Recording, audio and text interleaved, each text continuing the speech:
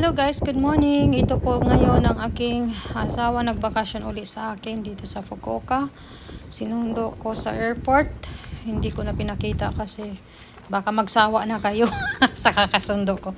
Andito kami sa malapit sa bahay na cemetery. Dito ko Hakata Rain ang pangalan. Dito ang aking napili at ayan, sinunod naman ng aking asawa kasi malapit sa bahay.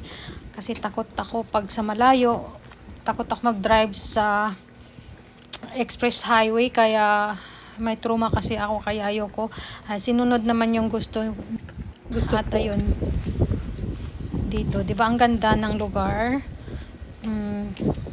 Medyo wala ng space dito sa malapit, kaya dito kami dinala sa baba. At iba't iba pala ang presyo ng ano nila dito guys, lot by slot ang kinukuha dito guys eh.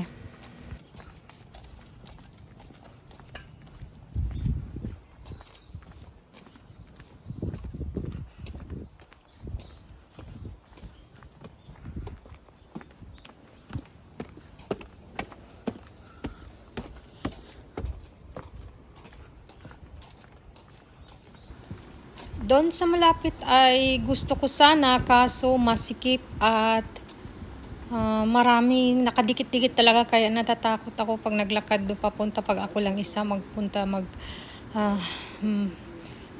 magdalaw sa libingan ng aking biyanan guys, kaya hanap kami.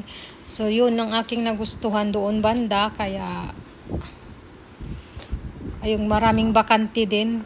Halos kasi wala nang bakante dito. Itong banda dito sa my right side, ito mga mayayaman, as in mayayaman yan dito sa aming lugar guys. Ayan, di ba malawak yung lote nila at ang lalaki ng mga puntod nila. So tapos na kami doon sa mga maraming bakante. Sinama naman kami dito, pinatingin naman baka gusto ko daw namin dito sa likuran ng kanilang opisina.